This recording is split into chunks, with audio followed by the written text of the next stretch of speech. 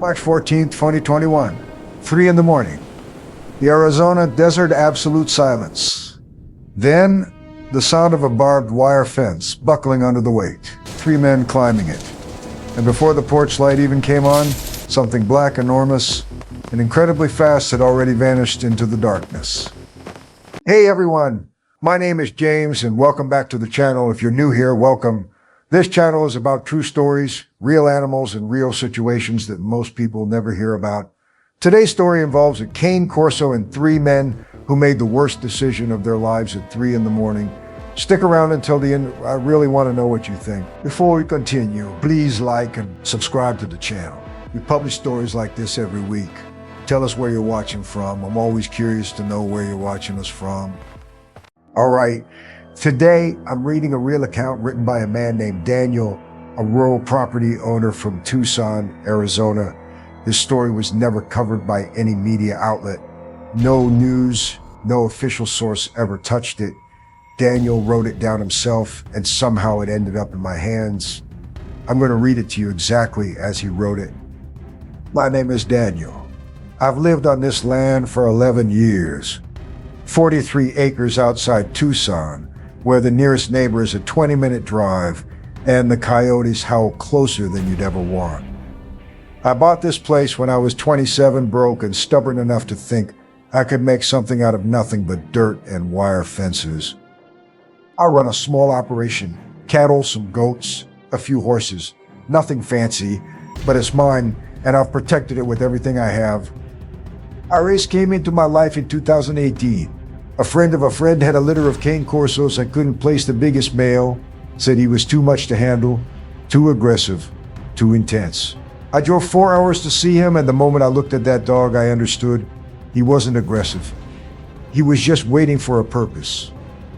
I brought him home in a cardboard box on the passenger seat. He weighed 11 pounds. By the time he was 2 years old, he weighed 142. Black as crude oil, chest like a barrel, with amber eyes that caught light in the dark like 2 burning coals. People who visited my property once never forgot him. Most never came back. I didn't train him to attack.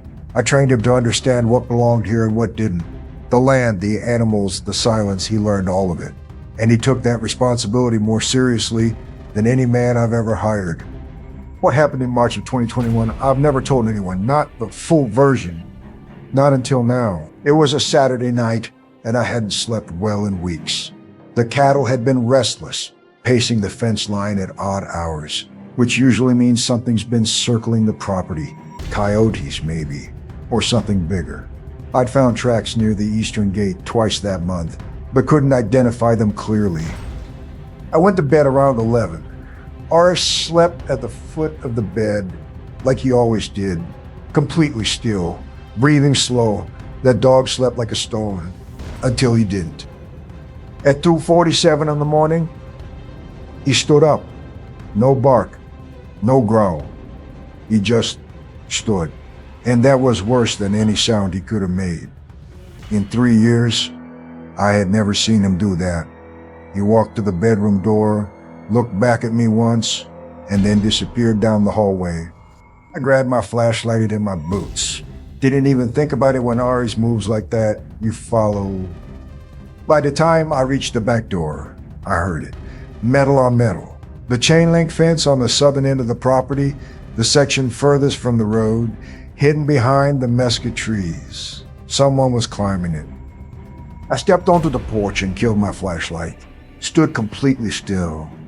The desert was quiet except for the wind and the distant sound of my horses shifting nervously in the stable. Then I saw them.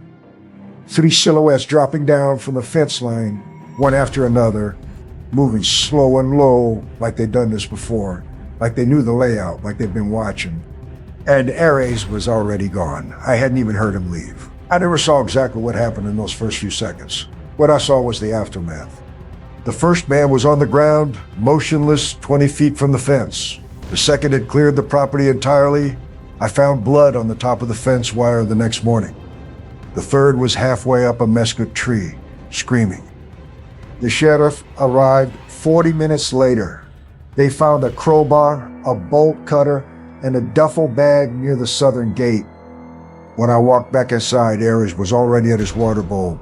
He drank slowly, came to where I was standing, and sat down next to my leg. He didn't ask for anything. He just stayed there, warm against my knee in the cold desert night. I put my hand on his head and didn't say a word. That was enough for both of us. If this story hits you the way it hit me, drop a comment below.